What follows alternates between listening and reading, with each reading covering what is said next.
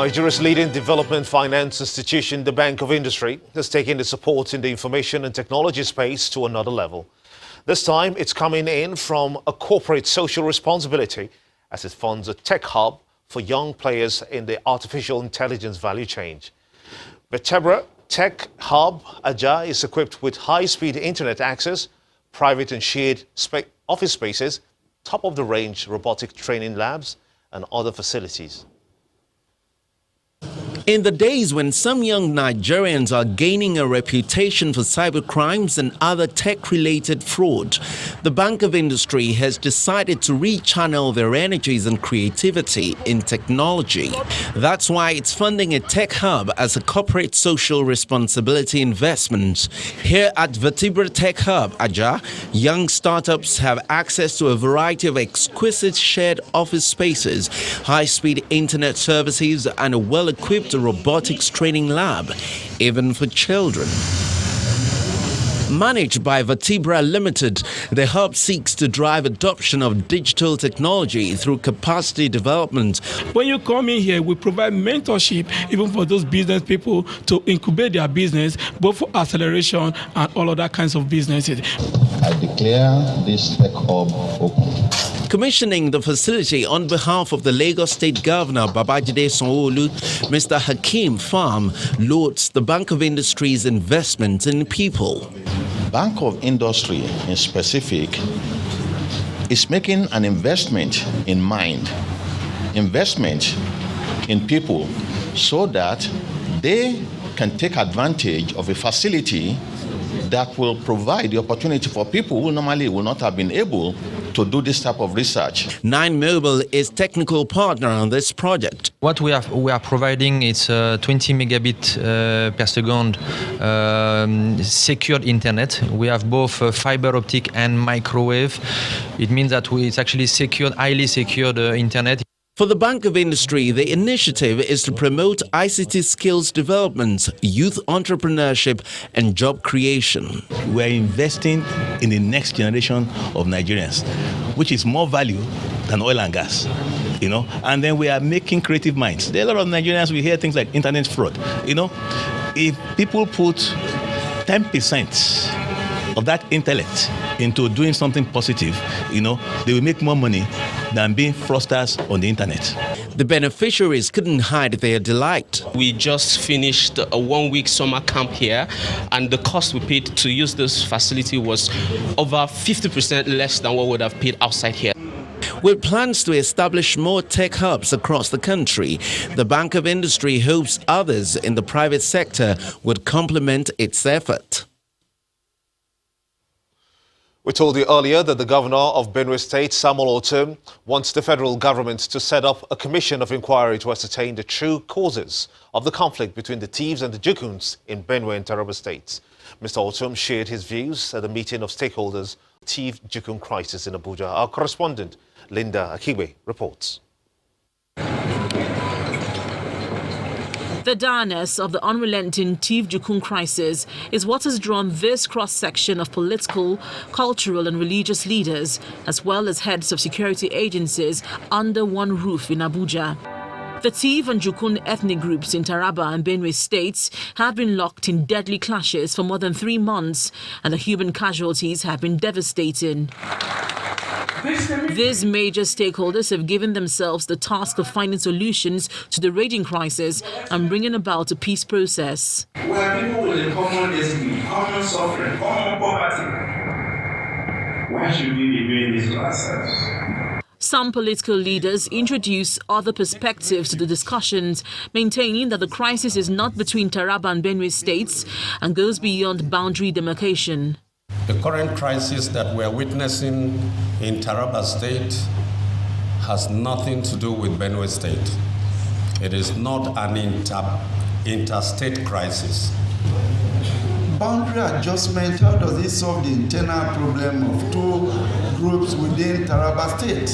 Peace will come from the people themselves, through their own determination and through sincerity of purpose in addressing the basic issues, which I find, I may be wrong, but I think a particular group is feeling that they are not being properly treated. many others. The governors of the two affected states deferred on the need for a commission of inquiry to be set up in the state, but they insist they are committed to finding lasting solutions to the crisis. I want to appeal to the federal government to set up a commission of inquiry. This is between two states, so that the truth of this matter will come out. I wouldn't want them setting a panel that will come to Taraba yet. I am very capable of solving the problem. And I think me and you, we are very capable of solving this problem. There appears to be no easy solution to the inter-ethnic problem between the Tivs and Jukuns, which cultural experts say has lasted for more than 70 years. But for these stakeholders, a good place to begin is for frank discussions between the warring factions to address the problem, a resolution of the boundary issues, as well as adequate security to prevent further violence. Linda Akibi, Channels Television News. Well, it's time now for business news on the news at 10 with Ann Waudo.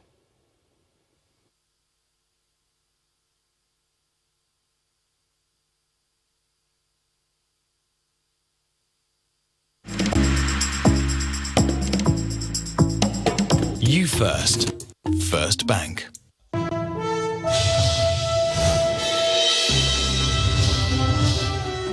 Thanks a lot, Gimba. Welcome to Business News.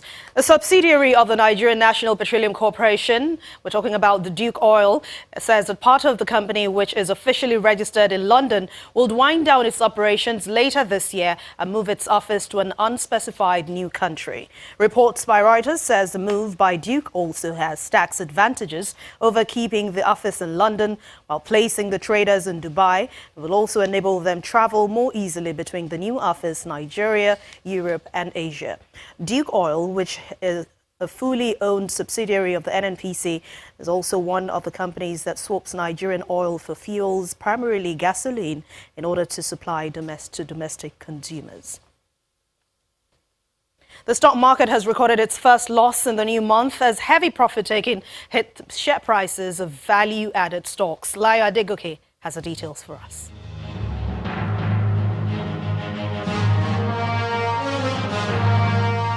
And welcome to the Stock Market Report. Reactions to the xenophobic attacks in South Africa took its toll on MTN Nigeria as renewed profit-taking on its share price contributed largely to nearly 1% drop in the stock market's main index today. Now, this comes a day after the NSE's second most capitalized stock recorded a 1.08% recovery on Tuesday, which primarily lifted the market. The company has notified the exchange of an indefinite closure of its offices across the country as a precautionary safety measure. Similarly, key components across four major sectors of the NSE, consumer goods in particular, fell deeper in the red due to intense sell pressure by portfolio investors, which led to 130 billion naira drop in the market's total value. The share price of Guinness Nigeria tops 18 losers with nearly 10% drop. UACN led 12 other gainers up by 9.89%, while Axis, Zenith Bank and Lafarge are lead contributors to more than 250 million shares traded today. And that's the stock market report. I'm Layo Adegoke.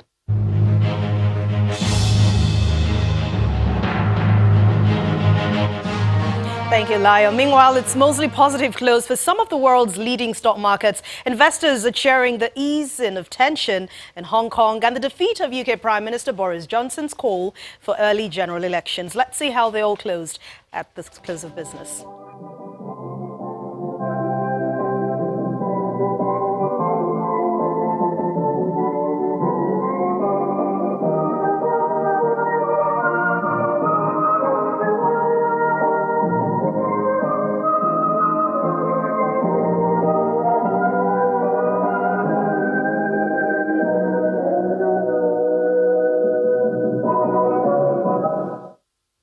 With those great numbers, we'll end business news for tonight. Thank you for watching. I'm Ann Nwawadu. It's back to you, Gimba.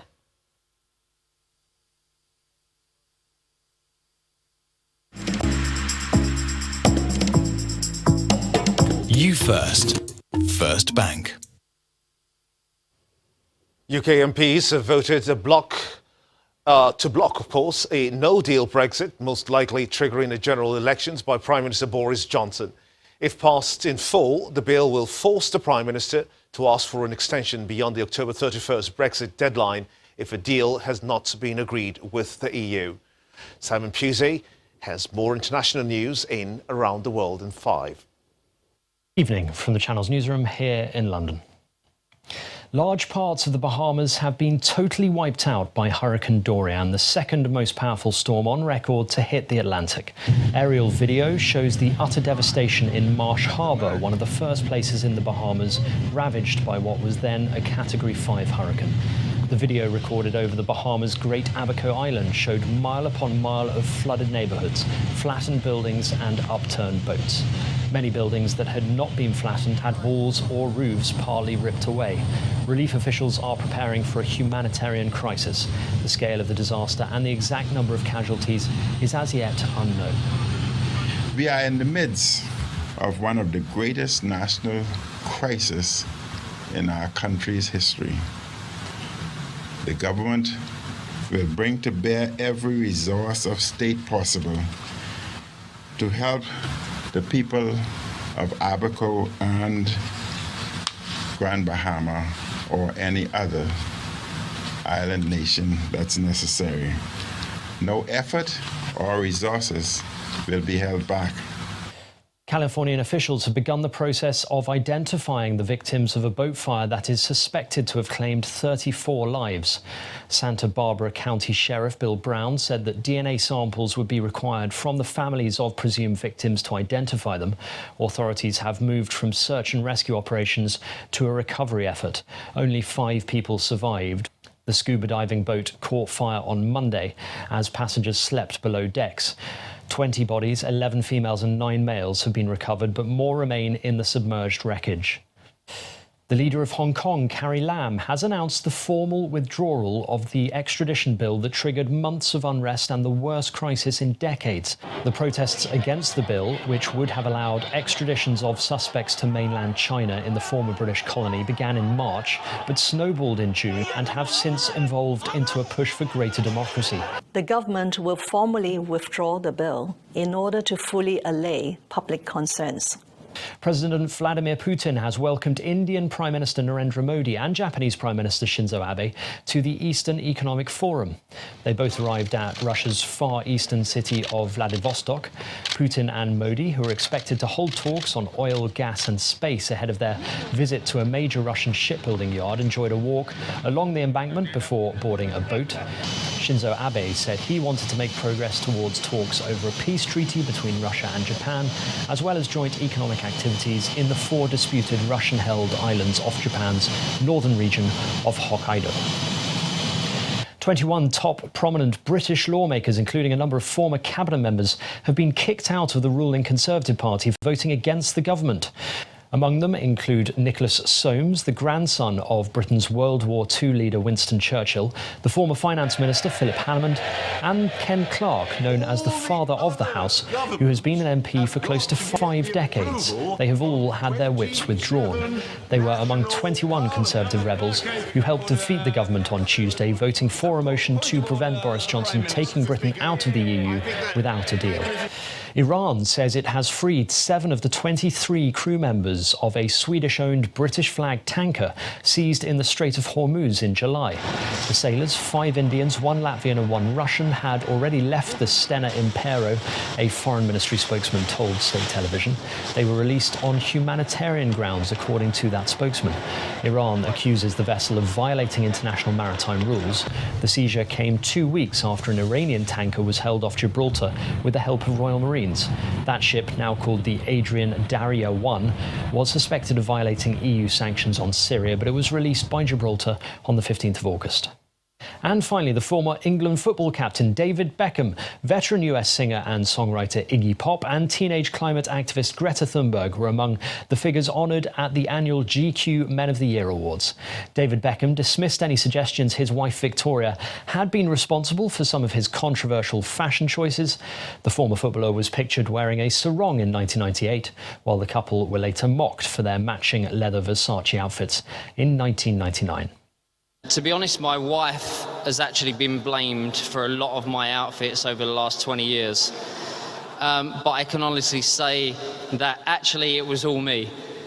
And at the end of this, I get made an ambassador and a president of the British Fashion Council. So I must have been doing something right. And that's your international news around the world in 5. Many thanks indeed, Simon. Still ahead on the news at 10, Serena Williams continues quest for her 24th Grand Slam title, prepares for semi-final clash. Stay with us.